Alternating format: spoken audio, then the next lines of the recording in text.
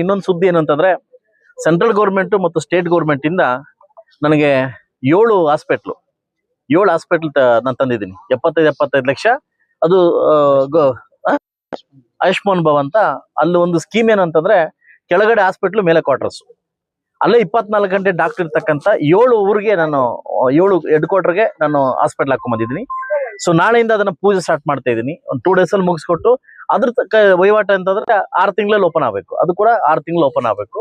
ಇದು ಶಾಶ್ವತವಾಗಿರ್ತಕ್ಕಂಥ ಕಾರ್ಯಕ್ರಮಗಳು. ಯಾಕಂತಂದ್ರೆ ಪಾಪ ಹಳ್ಳಿಗಾಡಿಂದ ಬರ್ತಕ್ಕಂಥ ಏನ್ ಹಾಸ್ಪಿಟ್ಲ್ 24 ಗಂಟೆ ಸರ್ವಿಸ್ ಸಿಗ್ತಾ ಇಲ್ಲ. ಸೊ ಅದರಿಂದ 7 ಹಳ್ಳಿಗಳಲ್ಲಿ ಒಂದು 24 ಅವರ್ ಹಾಸ್ಪಿಟ್ಲು, ಕೆಳಗಡೆ ಮೇಲೆ ಡಾಕ್ಟರ್, ಕೆಳಗಡೆ ಹಾಸ್ಪಿಟ್ಲು. ಅದು 24 ಗಂಟೆ ಆ ಡಾಕ್ಟರ್ ಅಪಾಯಿಂಟ್ ಆಗೋದು ಹೆಂಗಿರ್ತದೆ ಅಂತಂದ್ರೆ ಅಲ್ಲೇ ಉಳ್ಕೊಬೇಕು. ಅವನು ಅಲ್ಲೇ ಉಳ್ಕೊಬೇಕಂತ ಅಪಾಯಿಂಟ್ ಆಗ್ತದೆ. ಇದು ನನಗೆ ತುಂಬಾ ಖುಷಿ ಕೊಡ್ತಕ್ಕಂಥ ವಿಷಯ. ಯಾಕಂದ್ರೆ ರೈತರು ಒಂದ್ ಕಡೆ ಕರೆಂಟ್ ಇಲ್ಲ ಅಂತ, ಬಡಬಗರು ಒಂದ್ ಕಡೆ ಹಾಸ್ಪಿಟ್ಲ್ ಸರ್ವಿಸ್ ಇಲ್ಲ ಅಂತ. ಸೊ ಅದರಿಂದ ಲಂಗಡಿದಲ್ಲಿ 100 ಬೆಡ್ ಹಾಸ್ಪಿಟ್ಲ್, ಮಕ್ಕಳದ ಹಾಸ್ಪಿಟ್ಲು, ಅಲ್ಲಿ ಸಿಟಿ ಹಾಸ್ಪಿಟ್ಲು, ತಾಯ್ದೂರು ಒಂದು ಹಾಸ್ಪಿಟ್ಲು, ಹಾಗೂ 7 ಹಾಸ್ಪಿಟ್ಲು.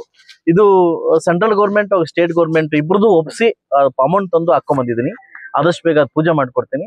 ಸೊ ಇನ್ನು 48 ಪೂಜೆಗಳು ಪೆಂಡಿಂಗ್ ಇಟ್ಕೊಂಡಿದ್ದೀನಿ. 48 ಪೂಜೆಗಳು ಪೆಂಡಿಂಗ್ ಇಟ್ಕೊಂಡಿದ್ದೀನಿ.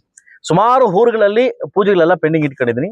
ಸುಮಾರು 18 ರೋಡ್ ಪೆಂಡಿಂಗ್ ಇಟ್ಕೊಂಡಿದ್ದೀನಿ. ನಾಳೆಯಿಂದನೇ ಅದನ್ನೆಲ್ಲ ಚಾಲ್ತಿ ಮಾಡಿ ಒಂದೊಂದು ಊರಿಗೆ ದಿನಕ್ಕೆ ಒಂದು 5 ನೈಟ್ಗೆ 5 ಹಳ್ಳಿ ಹೋಗ್ಬಿಟ್ಟು ಪೂಜೆ ಮುಗಿಸ್ಕೊಡ್ತಕ್ಕಂಥ ಕಾರ್ಯಕ್ರಮನ ಮ್ಯಾಕ್ಸಿಮಮ್ ಜೂನ್ ಮತ್ತು ಜುಲೈ ತಿಂಗಳಲ್ಲಿ 48 ಕಾರ್ಯಕ್ರಮ ಮುಗಿಸಿ ಈಗ ಬರ್ತಕ್ಕಂಥ ಏನ್ ಮೊನ್ನೆ ಅನುದಾನ ಬಂದಿದೆ, ಏನು ಮೊನ್ನೆ ಸೆಷನಲ್ಲಿ ಮೊನ್ನೆ ಇದರಲ್ಲಿ ಇದು ಇವಾಗ ಬಿಡುಗಡೆ ಆಗ್ತದೆ. ಈ 1 ವರ್ಷ 2 ವರ್ಷದಲ್ಲಿ ಮುಳಬಾಗ ತಾಲೂಕಲ್ಲಿ ಅಭಿವೃದ್ಧಿಗೆ ನಾವು ಪ್ರಯತ್ನ ಮಾಡೋಣ ಅಂತ ಹೇಳ್ತಾ, ಸೊ ಇವತ್ತು ಸಾಕಷ್ಟು ಜನ ನನ್ನ ಜೊತೆ ನಾಯಕರು.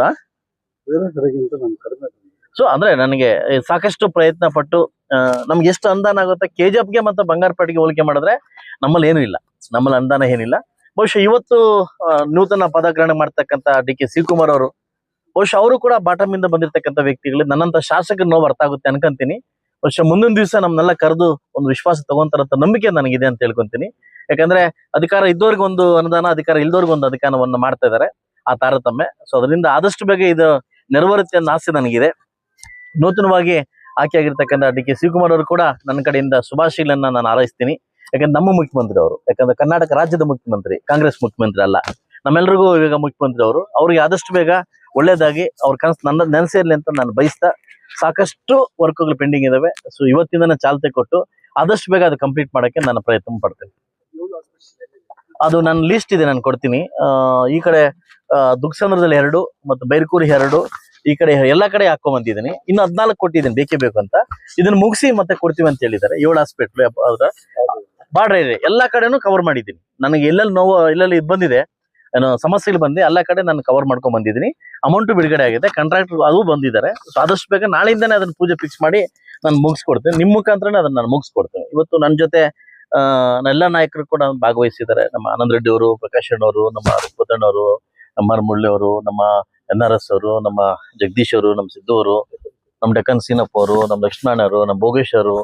ಸೊ ನಮ್ಮ ಶ್ರೀನಿವಾಸ್ ಜತ್ತಿ ಶ್ರೀನಿವಾಸ್ ಅವರು, ನಮ್ಮ ಯಾರು ಹಿಂದೆ ಇದೆ, ನಮ್ಮ ಶಂಕರಪ್ಪನ ಹಿಂದಿಂದ ಹೋಗ್ಬಿಟ್ಟು ನನಗೆ ಗೊತ್ತಿಲ್ಲ, ಶಂಕರಪ್ಪನವರು, ನಮ್ಮ ಶ್ರೀರಾಮಣ್ಣವರು, ನಮ್ಮ ಕವತ್ನಲ್ಲಿ ಮುನ್ಸಾಮ್ ಗೌಡ್ರು, ನಮ್ಮ ಶ್ರೀನಾಥ್ ಅವರು, ನಮ್ಮ ಕೇಶವ ರೆಡ್ಡಿ ಅವರು, ನಮ್ಮ ಕಾಡಿನಳ ಅಶೋಕ್ ಅವರು.